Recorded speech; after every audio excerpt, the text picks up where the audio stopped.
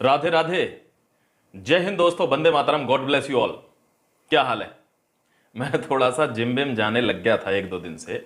मैंने सोचा थोड़ा वेट कम कर लेता हूँ। मैं गोलू मोलू सा दिखने लगा था, दिखता ही हूँ अभी भी, दिखने क्या लगा था, तो इस वजह से मैंने कहा थोड़ा वेट कम कर लेता हूँ। लेकिन मेरे को जिम में ही मैसेज आ गया दोस्तों, ऑनेस्टली बोल रहा हूँ।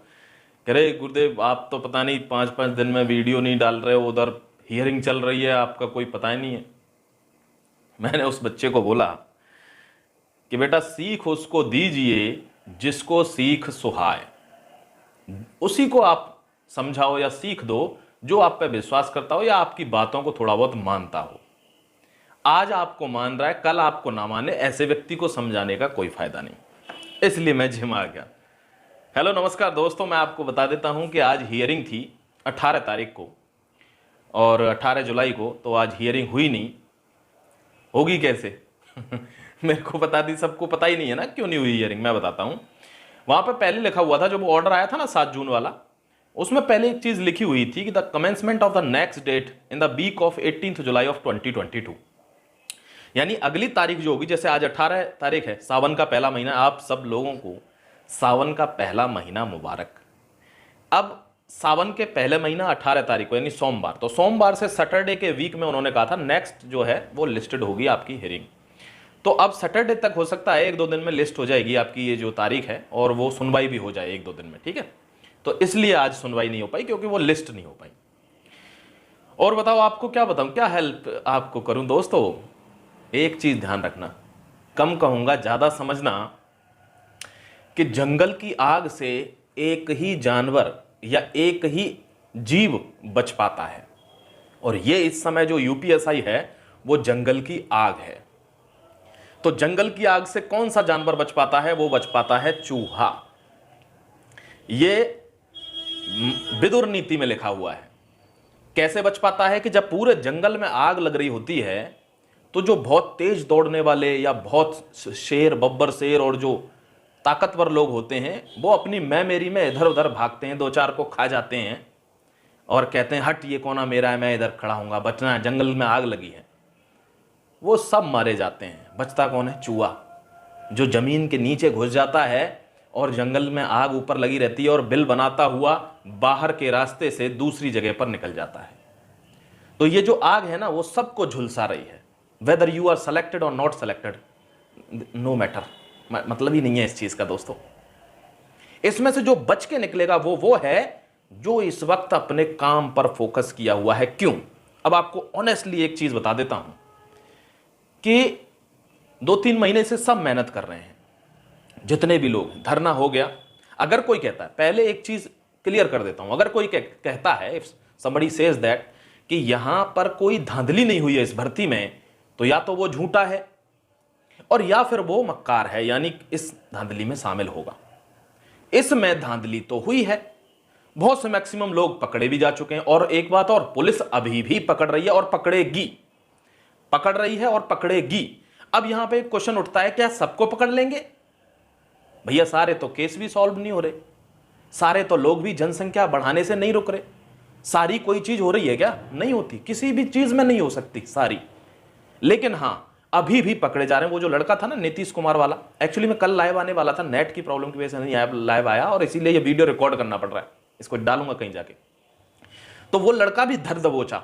अगर किसी लड़के को नौकरी मिल भी गई अब इसमें, और भर्ती अगर कैंसिल नहीं हुई, तो वो लड़का वहां से भी वापस ही आएगा, चाहे वो ट्रेनिंग पे हो। लिख लो इस चीज को, क्योंकि अभी भी सरकार अपने मुद्दे पर अड़ी हुई है। वो चाहती है कि भर्ती को बिल्कुल भी टच ना करे कोई। मान्य कोर्ट भी ये देखेगा कि भर्ती में धांधली तो हुई है, 150 से ऊपर लोग इन्होंने पकड़ लिए। हां, कभी कभार क्या होता है कि जब किसी का मूड ही होता है कि इस भर्ती को खत्म करना है, तो 2 लोगों पे भी भर्ती कैंसिल हो जाती है।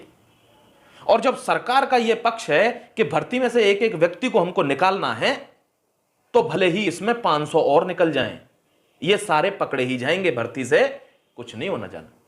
दूसरी बात, कुछ लोग हैं मेरे मुंह से एक शब्द सुनना चाहते हैं कि गुरुदेव जो भी आ रहा है यूट्यूब पर, आप तो इस मुहिम में शामिल थे, आप लखनऊ भी गए, आपने धड़ाधड़ इस पर बोला, आपने सपोर्ट किया। हां बिल्कुल, आज भी मैं आपके सपोर्ट में हूं, किसने बोला नहीं हूं? मैं चाहता हूं इस भर्ती की जांच हो, चाहे वो सीबीआई हो, चाहे वो एसआईटी हो, बिल्कुल जांच हो। आज भी खड़ा हूं, चलो टाल ठोक के आपके साथ कहता हूं जांच होनी चाहिए। इस भर्ती का सत्यानाश जब हो गया कि जब अब बच्चे जो पास वाले बच्चे हैं वो एसआईटी के लिए भी तैयार नहीं है, और अब वो होंगे भी नहीं। आप ले कितना भी कर लो, अब वो होंगे भी नहीं। क्यों? क्योंकि वो भी तो आपकी तरह ईगो रखते हैं। उन्होंने तो मेहनत करके पास हुए हैं। चलो मान लो उन पैसे वालों को बगल में किनारा कर दो, मेहनत वाले भी तो पास हुए हैं, तो उनका भी अपना एक ईगो होता है भाई। पढ़ाई लिखाई करी है उन्होंने, नहीं मान रहे वो आपकी बात, नहीं चाहिए उनको एसआईटी, अब वो अपोज करेंगे एसआईटी का भी। मैं तो फिर भी चलो आपके पक्ष में अभी भी खड़ा हूं कि आप सीबीआई कराओ या एसआईटी कराओ, इसकी जांच होनी चाहिए, क्योंकि इसमें अभी भी लोग कुछ तो हैं जो पकड़े जाने जरूरी हैं। लेकिन इस भर्ती का सत्यानाश आपने खुद कर लिया। जो कहते हैं ना कि अपने पैर पर कुल्हाड़ी मार लेना, वही हरकत आपने की, और आप इस पर री एग्जाम, रद्द, दोबारा, ये वो फलाना ढिमाका, सबको एक तरफ से आपने एक ही तराजू में रखकर गड़बड़ कर दी। समझ रहे हो दोस्तों? अगर आप जांच पे जमे रहते, फिर ईश्वर के ऊपर था, हो सकता है आपका कोई काम ऐसा हो जाता जो आपको चाहिए। लेकिन आपको लक्ष्य तो एक ही रखना था। आपको तो गप्प से लड्डू चाहिए दोस्तों। लड्डू ऐसे कैसे? पहले बूंदी बनती है, फिर उसका लड्डू बनता है, फिर भोग लगता है, फिर खाने को मिलता है। आपको तो डायरेक्ट चाहिए था, नहीं मिलता। दो ही विकल्प हैं जो अभी बताया था। जंगल की आग से वो जो जानवर बचता है, वो चूहा, के उसे दुनिया में जो आग लग रही है उससे कोई मतलब नहीं, वो जमीन के अंदर अपना काम कर रहा है, चुपचाप लगा हुआ है, ना किसी से जानता है ना किसी को बोलता है, और वो सफल होगा। लिख लो। जो मेमोरी में है, हो सकता है 2 4 10 लोग बच जाएं, लेकिन सब नहीं बच पाएंगे। जंगल की आग से बचता नहीं ना कोई। दिल्ली पुलिस की बता देता हूं, कहते हैं वेटिंग लिस्ट नहीं आएगी। दोस्तों अभी इसका कोई ऑथेंटिक प्रमाण तो है नहीं। एक नोटिस सा वायरल हो रहा है, मैं उसको क्रॉस चेक करूंगा, जरूर आपको विश्वास दिलाता हूं। और क्रॉस चेक करने के बाद उसमें बताऊंगा कि उसमें यह लिखा हुआ है कि वो 28 जून को वो किसी ने आरटीआई डाली थी, और उसका रिप्लाई आया 30 जून को, और उन्होंने कहा कि जो बची हुई वैकेंसीज हैं उनको नेक्स्ट रिक्रूटमेंट में इंक्लूड कर दिया जाएगा। कोई भी वेटिंग लिस्ट हम नहीं निकालने वाले हैं, ऐसा उसमें लिखा हुआ है।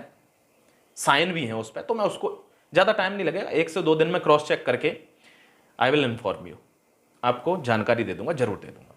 हाँ, रही बात यूपीएसआई की, तो लड़ें, लड़ना सबका अधिकार है, लड़ना सबका कर्तव्य है, लड़ें, लेकिन कोशिश करें कि खुद लड़ें।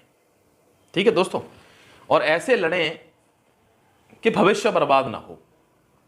एक चीज और बता देता हूं कि अगर इस भर्ती में कुछ होना होगा, पहले भी बताई थी, वैसे समझ में आती नहीं है, कि अगर इस भर्ती में कुछ होना होगा तो ये जो चल रही ना विधु भूषण कालिया जी का जो केस चल रहा है, यही एक्स फैक्टर है।